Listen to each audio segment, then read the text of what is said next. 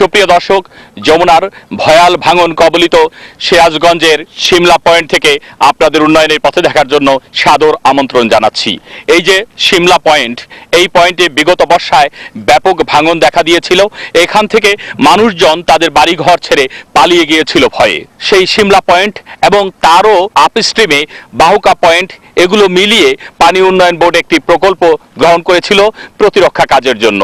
সেই নদী প্রতিরক্ষা কাজ ইতিমধ্যেই সিরাজগঞ্জ পৌর বিভাগের অধীনে শুরু হয়েছে এবং সেই কর্মযজ্ঞ এখনো চলছে এবং ইতিমধ্যেই এখানে একটি মনোরম পরিবেশের সৃষ্টি হয়েছে। যেখানে ভাঙনের তোড়ে মানুষজন বাড়িঘর ছেড়ে পালিয়ে গিয়েছিল, সেখানে এখন মানুষজন বেড়াতে আসছে এবং এই যে কাজটি, এটি যখন সম্পূর্ণ হবে তখন এখানে যে মনোরম পরিবেশের সৃষ্টি হবে এবং এখানে যে মানুষ আসার জন্য একটি নিরাপত্তা বোধ করবে, সেই নিরাপত্তা বোধ থেকেই আশেপাশের জায়গাগুলো আবার বাড়ি ঘরে পরিপূর্ণ হয়ে যাবে। এভাবে পানি উন্নয়ন বোর্ড প্রতিরক্ষা কাজের মাধ্যমে নদীর পার ভাঙন রক্ষা করছে ঠিকই, কিন্তু এতে টাকা খরচ হচ্ছে অনেক বেশি। কিন্তু আমরা বারবার বলেছি, এই যে 230 কিলোমিটার ব্যাপী যমুনা নদী, এই যমুনা নদীতে যদি অবলিক চ্যানেলগুলো বন্ধ করে দেওয়া হয় এবং সেই অবলিক চ্যানেলে যদি মাঝখানের চ্যানেল থেকে ড্রেজিং করে পলি এনে ভরাট করা হয়, তাহলে পর্যাপ্ত জমি জেগে উঠবে এবং এই পুনরুদ্ধারকৃত জমিতে শিল্পায়ন করা সম্ভব হবে।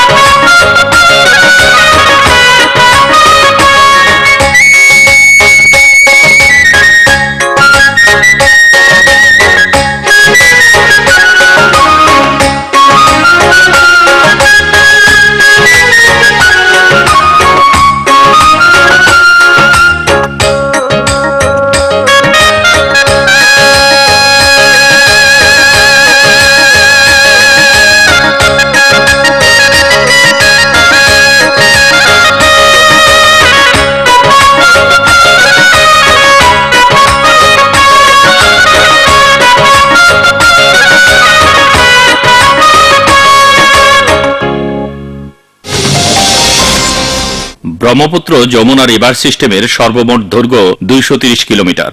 যাত্রাপথে ব্রহ্মপুত্র ও যমুনা নদী কুড়িগ্রাম, গাইবান্ধা, জামালপুর, বগুড়া, সিরাজগঞ্জ, টাঙ্গাইল ও মানিকগঞ্জে ব্যাপক ধ্বংসযজ্ঞ চালিয়েছে। পানি উন্নয়ন বোর্ড দীর্ঘদিন প্রতিরক্ষা কাজের মাধ্যমে দুই তীরের মানুষ ও জনপদকে রক্ষা করার চেষ্টা চালিয়েছে, কিন্তু সৃষ্ট অবলিক চ্যানেলের ঘূর্ণাবর্ত প্রকৌশলীদের সব হিসাব নিকাশকে বানচাল করে দিয়েছে বারবার। আর এ কারণেই যমুনা নদীকে তারা নাম দিয়েছে আনপ্রেডিক্টেবল যমুনা।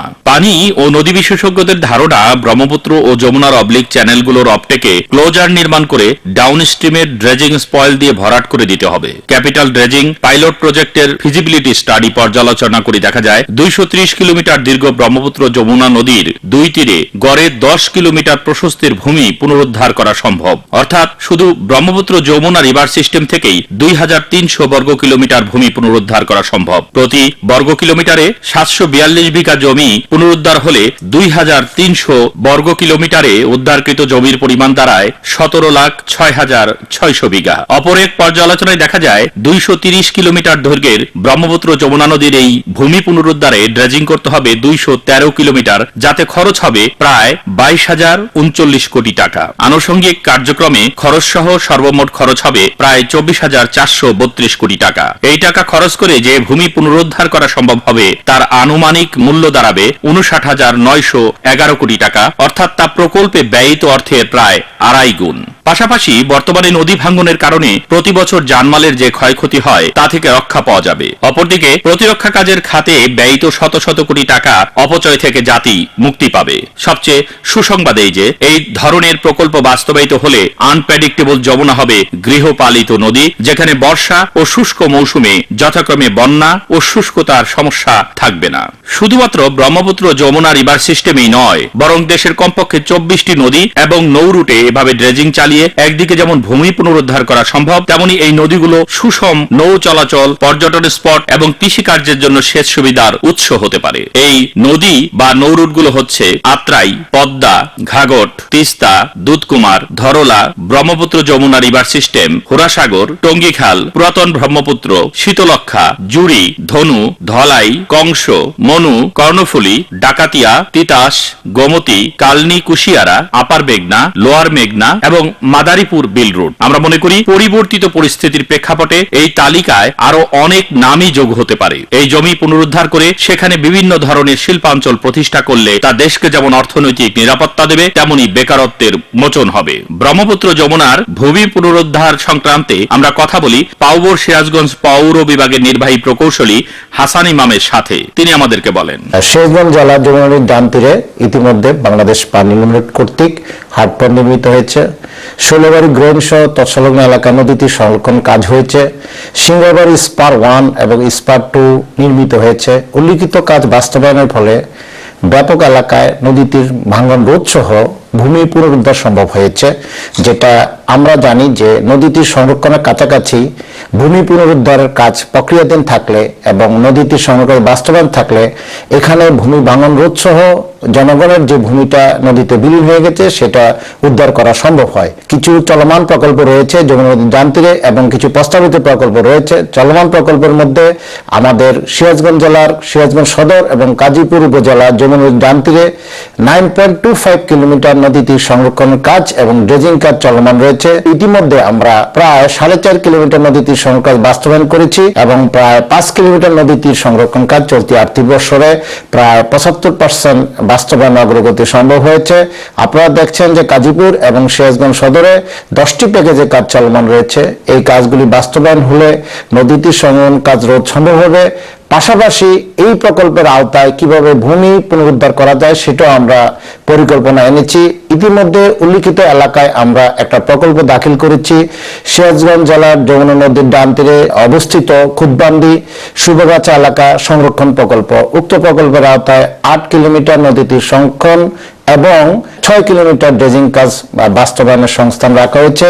উল্লিখিত ড্রেজিং এর মাধ্যমে আমরা দেখবেন আপনারা যে বাহুকা এলাকা, সিমলা, বাহুকা, ইটালি এবং পাঁচটাগুড়ি এলাকায় যে চ্যানেলটা যমুনা নদীর বাঁক নিয়েছে প্রায় 4 কিলোমিটার ব্যাপী, ওখানে আমরা বেশ কয়েক জায়গায় ড্রেজিং এর স্পয়েল দিয়ে আমরা এটা প্রতিহত করব এবং বার নির্মাণ করব। যে ক্ষেত্রে আমাদের ড্রেজিং এর পাশাপাশি চ্যানেলও খনন হবে, পাশাপাশি স্পয়েল ম্যানেজমেন্টও সম্ভব হবে। উল্লিখিত কাজ বাস্তবায়ন হলে আশা করা যায় যে 4 কিলোমিটার নদীটা কনকেভ আকার ধারণ করছে, ওখানে ভাঙন রোধ হবে এবং পাশাপাশি ভূমি পুনরুদ্ধার সম্ভব হবে। সাথে সাথে যদি ড্রেজিং এর কাজের মাধ্যমে চুট চ্যানেলগুলো বন্ধ করা যায় সেক্ষেত্রে এখানে ভূমি পুনরুদ্ধার প্রক্রিয়া সম্ভব হয়। সেই লক্ষ্যেই এই প্রকল্পটা দাখিল করেছে।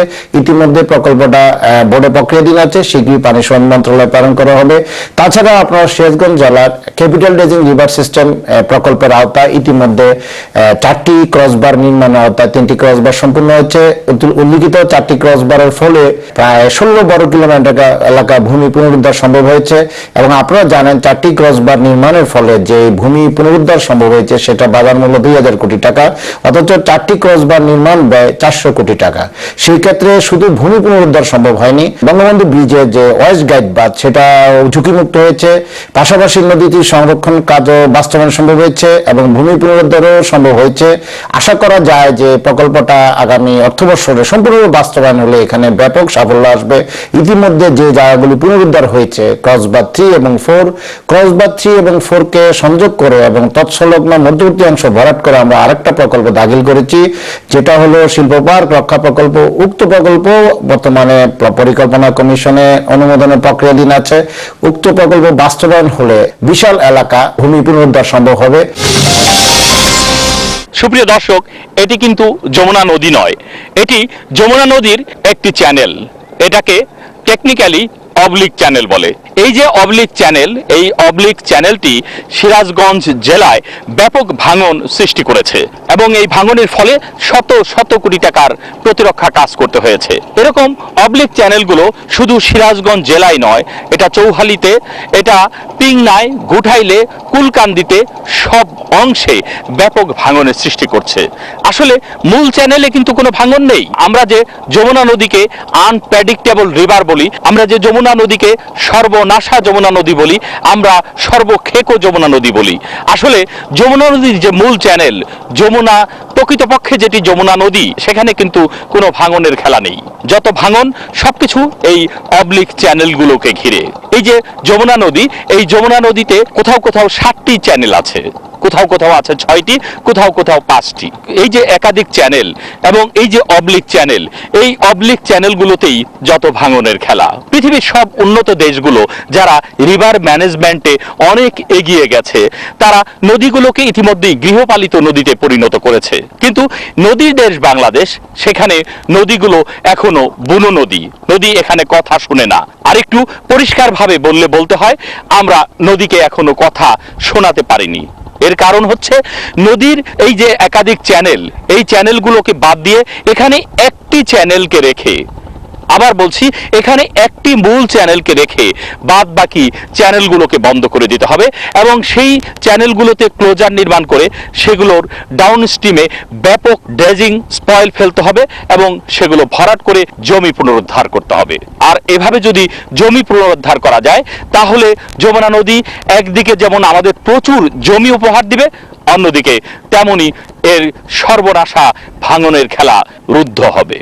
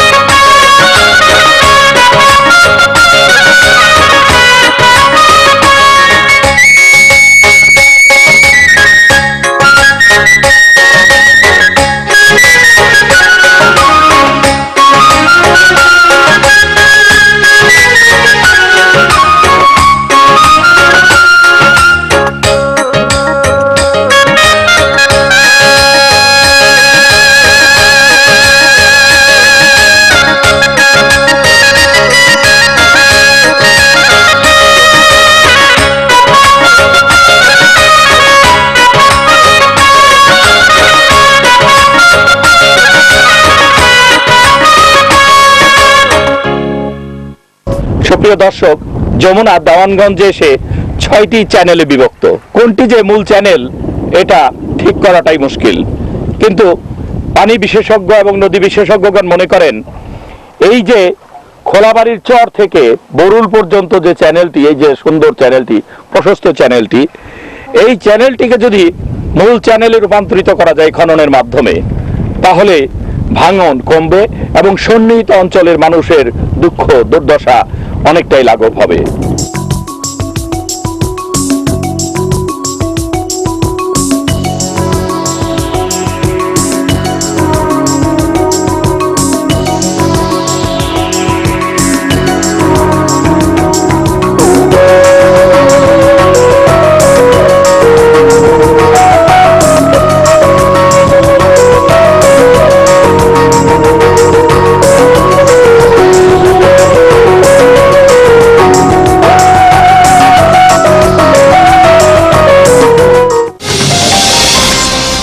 যমুনা নদীতে বর্ষা মৌসুমে এলে আসলেই যমুনা নদীর কুল কোনটি এটা আর বোঝা যায় না।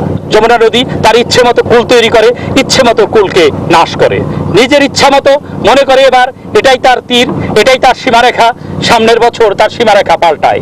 এভাবেই যমুনা নদী একটির পর একটি সীমারেখাকে নষ্ট করে, একটির পর একটি তীরকে নষ্ট করে, একবার একুল ভাঙে আবার অকুল ভাঙে। সেই কথা, নদীর একুল ভাঙে অকুল গড়ে, এই তো নদীর খেলা। এভাবে যমুনা বারবার খেলছে আর মানুষ হয়ে যাচ্ছে যমুনার খেলার পুতুল। কিন্তু এভাবে পুতুল হয়ে মানুষ আর কতদিন বেঁচে থাকবে? মানুষ তো তার মানবিক বোধ নিয়ে বেঁচে থাকতে চায়, মানুষ তার স্বপ্ন নিয়ে বেঁচে থাকতে চায়, মানুষ তার সুখ নিয়ে বেঁচে থাকতে চায়।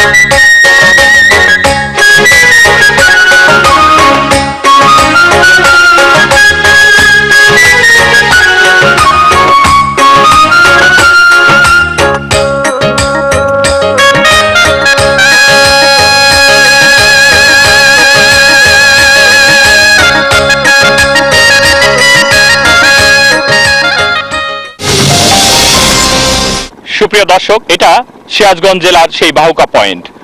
যমুনা নদী এখানে একটি নতুন অবলিক চ্যানেল তৈরি করেছে। এই যে অবলিক চ্যানেলটি আপনারা দেখতে পাচ্ছেন, এই চ্যানেলটি বাহুকা সিমলা হয়ে সিরাজগঞ্জের হাট পয়েন্ট দিয়ে বের হয়ে গেছে এবং এই চ্যানেলটি পথে পথে ব্যাপক ভাঙনের সৃষ্টি করেছে।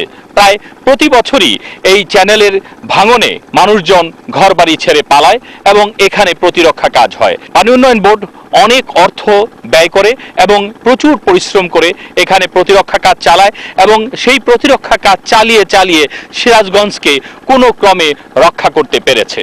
কিন্তু এই যে বাহুকার সামনে দিয়ে যে চ্যানেলটি প্রবেশ করেছে, এরকম আরো অনেক চ্যানেলই এই যমুনা নদীতে আছে যে চ্যানেলগুলো বন্ধ করার বারবার তাগিদ এসেছে। আমাদের পানি বিশেষজ্ঞ, নদী বিশেষজ্ঞগণ বারবার তাগিদ দিয়েছেন। এই চ্যানেলগুলো যদি বন্ধ করে দেওয়া হয় এবং এগুলো যদি ড্রেজিং স্পয়েল দিয়ে ভর্তি করে দেওয়া হয়, তাহলে প্রচুর জমি পুনরুদ্ধার হবে, পাশাপাশি ভাঙন রোধ হবে। তবে সেক্ষেত্রে মূল যে চ্যানেলটি থাকবে তার গভীরতা বৃদ্ধি করতে হবে এবং গভীরতা বৃদ্ধি করতে হলে স্বাভাবিকভাবেই সেখানে ড্রেজিং কার্যক্রম চালাতে হবে।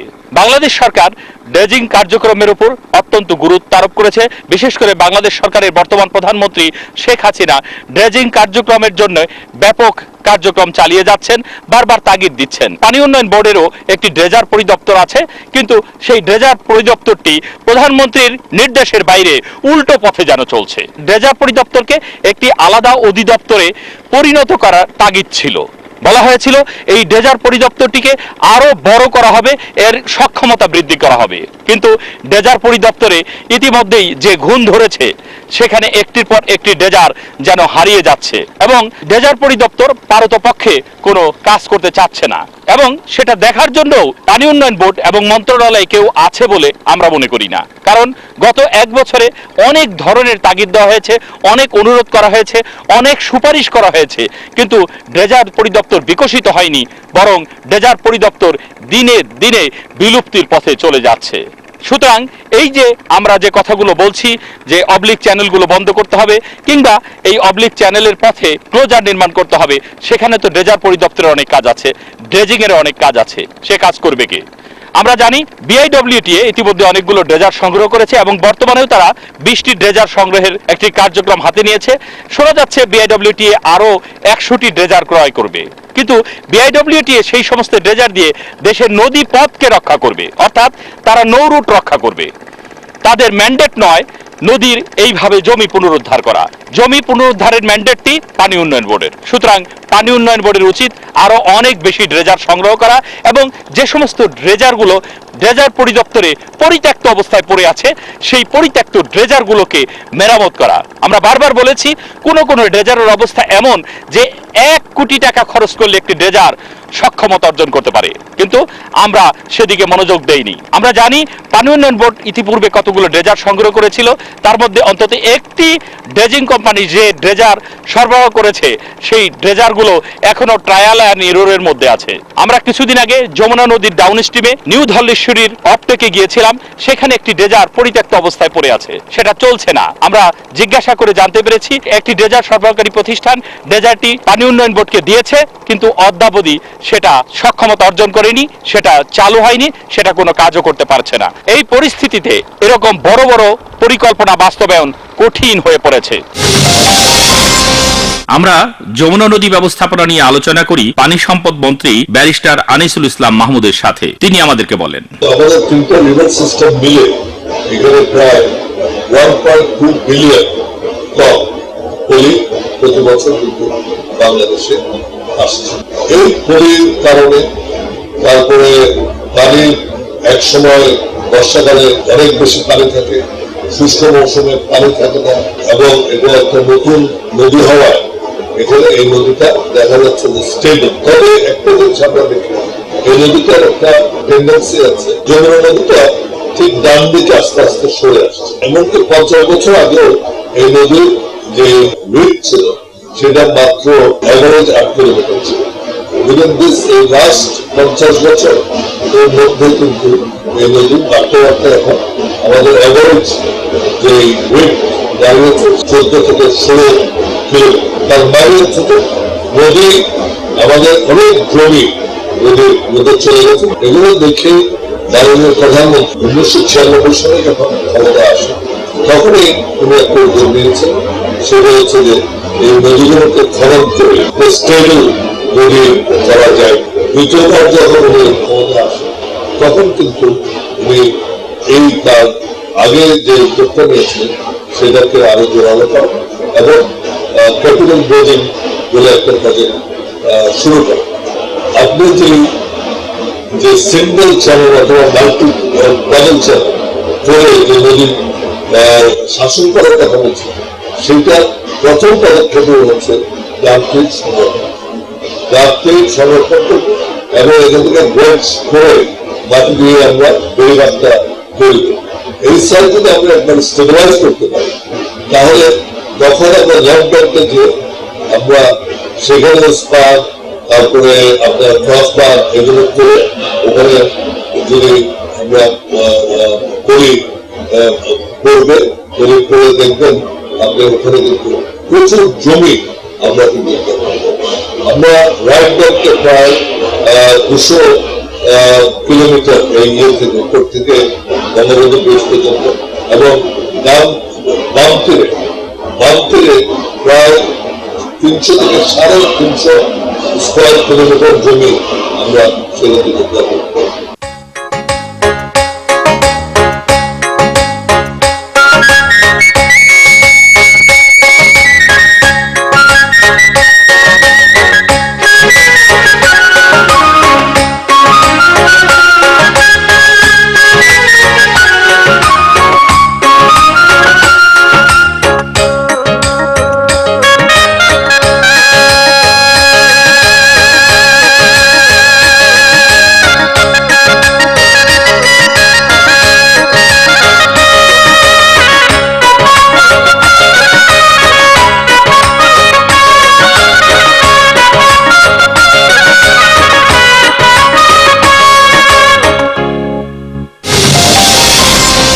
সুপ্রিয় দর্শক, যমুনার এই বাহুকা পয়েন্ট, এটা সিরাজগঞ্জের একটি অংশ। এই বাহুকা পয়েন্টে যমুনা, এদিকে একটি চ্যানেল চলে গেছে, এই যে আমার হাতের ডান দিকে সুবিস্তৃত চ্যানেল, যা সিরাজগঞ্জের ডান তীরে ব্যাপক ভাঙনের সৃষ্টি করছে। এবং এই যে আমার বাম হাতে আরেকটি চ্যানেল চলে গিয়েছে, এই যে চ্যানেলটি, এটি যমুনা নদীর মাঝ বরাবর চলে গিয়েছে। এরকম একটি দুটি নয়, 6-7টি চ্যানেলেরও অস্তিত্ব কোথাও কোথাও আছে। 5টির অস্তিত্ব আছে প্রায় সারা যমুনা জুড়েই। এভাবে অনেকগুলো চ্যানেল এই যমুনা নদীকে টুকরো টুকরো করেছে এবং যমুনা নদীর মাঝ বরাবর অনেক চর আছে। এই বড় বড় চরে যারা বসবাস করেন তারা এই প্রত্যেকটি চ্যানেলকে আলাদা আলাদা নাম দিয়েছে, আলাদা আলাদাভাবে চিহ্নিত করেছে। কিন্তু এর পুরোটাই আসলে যমুনা নদী। এই যমুনা নদীর বিভিন্ন জায়গায় বালুর চর পড়ে পড়ে এভাবে চ্যানেলের সৃষ্টি হয়েছে। এই চ্যানেলগুলোই যমুনা নদীর ভাঙনের জন্য দায়ী। এই চ্যানেলগুলো বন্ধ করার জন্য বারবার দাবি উঠেছে, কিন্তু সে দাবি আজও পূরণ হয়নি। এই যে আমি যেখানে দাঁড়িয়ে আছি, কোমর পর্যন্ত পানি মাত্র। এখানে একটি ক্লোজার নির্মাণ করা খুব বেশি ঝুঁকিপূর্ণ হবে না। এখন এপ্রিল মাস, আরো 2-1 মাস আগে এখানে আরো কম পানি ছিল, তখন এখানে ক্লোজার নির্মাণ করা যায়। এবং এই চ্যানেলগুলো ডাউন স্ট্রিমে যদি আমরা ড্রেজিং স্পয়েল দিয়ে ভরাট করে দেই, তাহলেই কিন্তু সব লেঠা চুকে যায়। কিন্তু এই কাজটি আমরা কেন করছি না?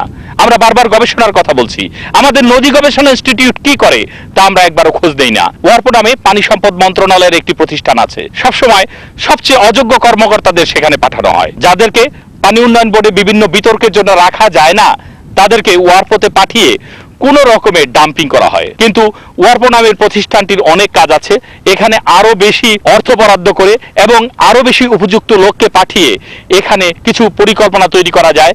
নদী গবেষণায় আরো বেশি মনোনিবেশ করে বাংলাদেশের নদীগুলোকে নিয়ে আরো কাজ করা যায়।